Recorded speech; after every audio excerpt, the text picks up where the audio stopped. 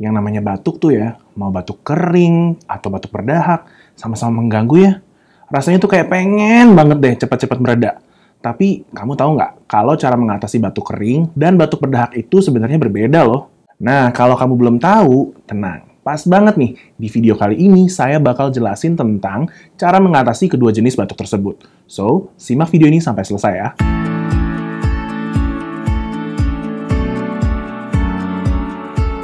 Halo, saya Dr. Abi dari Halo Dokter.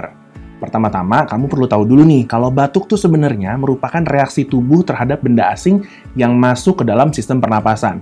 Istilahnya ya, respons tubuh alami gitulah. Kayak misalnya nih, kalau kamu lagi dalam rumah, terus tiba-tiba ada orang asing yang nggak dikenal masuk ke dalam rumah kamu.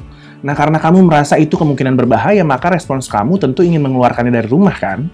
Nah, ini tuh mirip sama batuk. Jadi, kalau ada benda asing, misalnya debu, polusi, zat pemicu alergi, atau bahkan cairan maupun serpihan makanan yang terhirup ke dalam sistem pernapasan kita, otak akan mengirimkan sinyal melalui saraf tulang belakang ke otot-otot di dada dan juga perut. Lalu ketika otot-otot tersebut berkontraksi, maka udara akan menyembur melalui sistem pernapasan untuk mendorong keluar benda asing tersebut, sehingga terjadilah batuk. Tapi selain itu, batuk juga bisa jadi respons tubuh terhadap adanya peradangan dalam tubuh, khususnya pada saluran pernapasan, yang terjadi karena infeksi misalnya bakteri atau virus. Terus kalau batuk kering sama batuk berdahak, bedanya apa dok? Oke, jadi kalau batuk berdahak itu artinya ketika batuk ada dahak atau lendir yang keluar dari sistem pernapasan.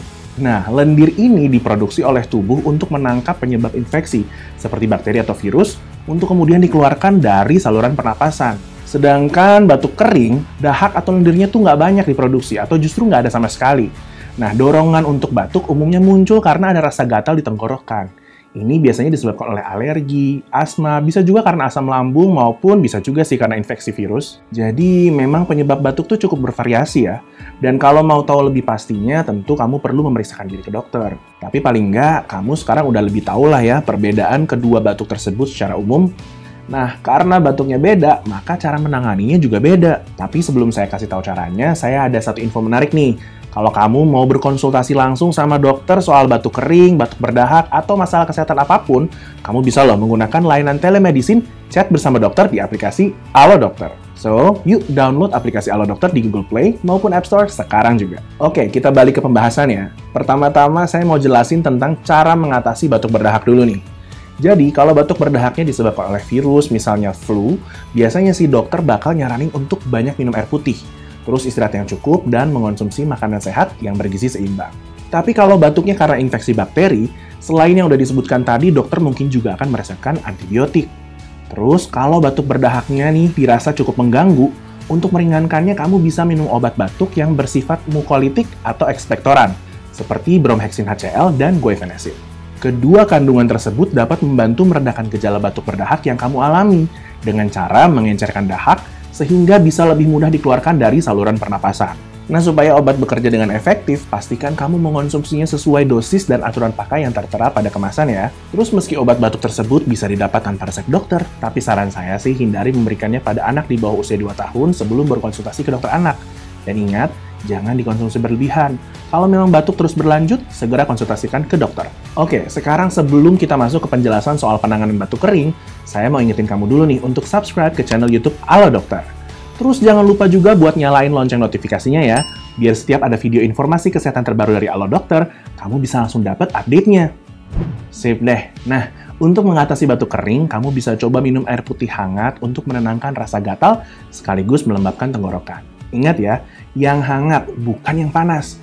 Kalau terlalu panas, justru mulut dan tenggorokan kamu malah beresiko terluka dan mengalami peradangan yang lebih berat.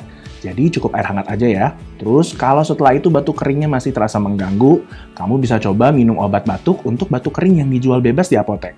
Misalnya yang mengandung dextromethorphan, yakni golongan obat penekan respons batuk yang bekerja dengan cara menghambat refleks batuk di otak, jadinya frekuensi batuk bisa ditekan. Terus karena batuk kering itu sering juga disebabkan atau diperparah oleh alergi, biasanya obat batuk kering juga dikombinasikan dengan kandungan antihistamin. Contohnya obat batuk yang mengandung kombinasi dextromethorphan tadi dan chlorpheniramine maleat. Atau ada juga nih kombinasi dextromethorphan dan diphenhidramin HCl. Tapi sebaiknya ikuti konsumsi obat ini dengan istirahat ya, karena dapat menyebabkan kantuk. Jadi jangan dipaksa dulu untuk beraktivitas berat ya. Oh ya, sama seperti obat batuk berdahak, saya tekankan lagi nih.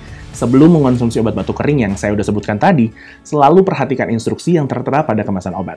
Oke? Well, itu tadi penjelasan terkait cara mengatasi batuk kering dan batuk berdahak. Semoga membantu ya. Dan ingat, kalau batuk kering atau batuk berdahak yang kamu alami nggak kunjung sembuh, terlebih jika udah berlangsung lebih dari seminggu meski udah minum obat, atau jika batuk bercampur darah, dahak berwarna hijau atau kuning, disertai nyeri tenggorokan, sesak napas, berkeringat di malam hari, dan demam, segera periksakan diri ke dokter ya. Oke deh, kayaknya segitu dulu informasi yang bisa saya berikan kali ini. Semoga bermanfaat ya. Kalau kamu punya topik kesehatan lain yang mau dibahas di YouTube Halo Dokter, langsung aja tuliskan di kolom komentar di bawah ini. Terima kasih udah menonton videonya sampai selesai. Jangan lupa untuk like, comment, share, and subscribe. Hidup sehat bersama Halo Dokter.